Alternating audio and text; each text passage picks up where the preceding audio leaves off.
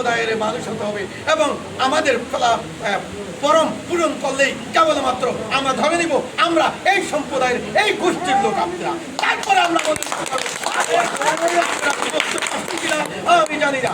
আমি এই কদমতলী থানার সভাপতি সেক্রেটারির কাছ থেকে আপনারা যার যার অবস্থান থেকে একটা দুইটা ফরম নিয়ে যাবেন, দুইজনের বেশি নেবেন না, দুইটা নেবেন না। তার কারণ আমরা এই নতুন সংগঠন সহযোগিতার হাত বাড়িয়ে দিতে পারবো না। শুধুমাত্র একটা ফরমের মাধ্যমে আপনারা এই সংগঠনের সাধারণ সদস্য নির্বাচিত হবেন। আমার কেন্দ্রীয় সংসদ নির্বাহী সংসদের মাধ্যমে আপনাদেরকে মনোনীত করবো। আমি 23 সালের কথা বলছি, রাজনৈতিক প্রেক্ষাপটের উপরে এই কথা বলবো না। আমি রাজনৈতিক প্রেক্ষাপটের উপরে কথা বলছিলাম সে 28 অক্টোবর 23 সালে, যে সময় এই হাসিনা ফ্যাসিস্ট সরকার আমাদেরকে নির্যাতনের মাধ্যমে আমাদেরকে ক্ষতি করার চেষ্টা করেছে, সেই সময় থেকে এই সংগঠনের চিন্তা ভাবনা মাথায় আসছে। ঠিক তদ্রুপ 2 তারিখ, 3 তারিখ, 4 তারিখ, 5 তারিখ, এই 5 আগস্ট গত বছর, আজকে প্রায় 11টি মাস চলছে।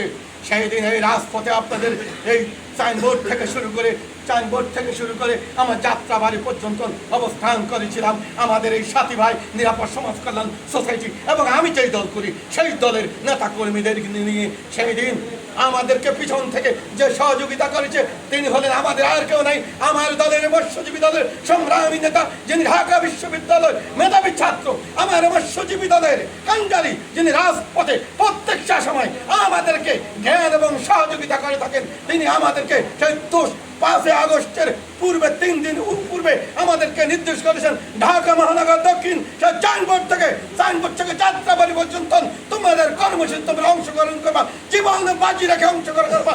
তার অংশ হিসাবে আমার ছাত্র জনতাকে নিয়ে সেই যাত্রাবাড়িতে অংশ করেছি, থানা ঘেরাও করেছি। তার অংশ হিসাবে সেই খুনি সরকার বিদায় দিয়েছে, বিদায় ঘন্টা বেঁধেছে।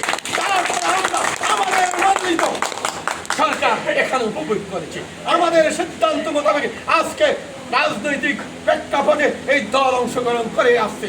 অচিরেই ইনশাআল্লাহ ভোট হবে, সেই ভোটের মাধ্যমে আমাদের নেতা নির্বাচিত হবে।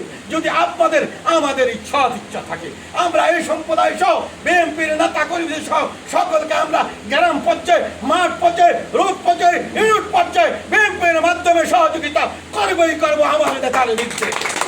আমি আগামীতে আপনাদের সহযোগিতা চেয়েছিলাম, সেই সহযোগিতা কি ছিল? সহযোগিতা এই সরকারের মাধ্যমে ইনশাল্লাহ একটি গণতান্ত্রিক সরকার, গণতান্ত্রিক পরিবেশে নির্বাচন হবে।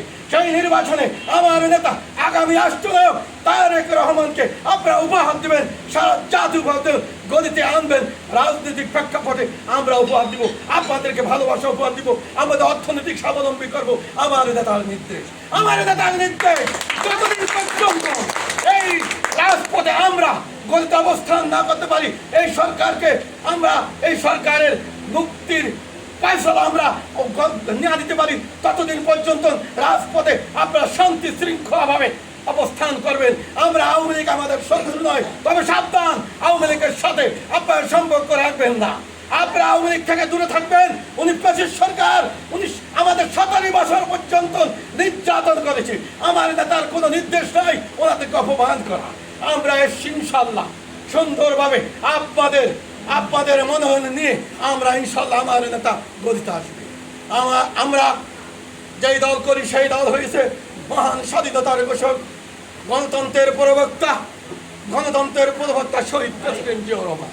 তার 19 দফার কর্মসূচি আমরা মনে প্রাণে ধারণ করি, মা খালেদা জিয়ার কর্মসূচি আমরা মনে প্রাণে ধারণ করি। ঠিক তদ্রুপ আমাদের নেতা তারেক রহমানের আদর্শ 31 দফা আমরা গ্রামগঞ্জে আমার এই বাংলাদেশ নিরাপদ সমাজ কল্যাণ সোসাইটির মাধ্যমে আজকে আপনাদেরকে অবগত করতেছি। আমি যাদের সাথে এই রাজপথে, যাদের নির্দেশে রাজপথে মৎস্যজীবী দল ঢাকা মহানগর দক্ষিণ করি, তাদের মধ্যে অন্যতম হচ্ছে আমার নেতা বিএনপির যুগ্ম মহাসচিব অ্যাডভোকেট রুহুল কবির রিজভী সাহেব। এবং আমি যাদের সাথে আর রাজনীতি অংশগ্রহণ করি তারা হচ্ছে আমার মা খালেদা জিয়া, ম্যাডাম খালেদা জিয়া, যাকে ঢাকা মহানগরের কামাল জনতা আমাদুর রহমান, আমি তার নেতৃত্বে রাজনীতি করি। সেও আমাদের এই অবস্থানের কথা জানবে, আপনারা সেই অবস্থানের কথা জানবেন। আমরা সাবধান, কোনো পেশির সরকারকে উৎসাহিত করবেন না। আমার নিরাপদ সমাজ কল্যাণ সোসাইটি একটি নির্বাচন সংগঠন, সেই সংগঠনকে যেভাবে শক্তিশালী করা যায় সেইভাবে হাত বেড়ে দিবেন এই আশাবাদ ব্যক্ত করে আপনাদের সকলের সুস্থতা এবং মঙ্গল কামনা করে আমি আমার বক্তব্য এখানে সমাপ্ত করলাম। বাংলাদেশ নিরাপদ সমাজ জিন্দাবাদ, নিরাপদ সমাজ কল্যাণ জিন্দাবাদ, ধন্যবাদ সবাই।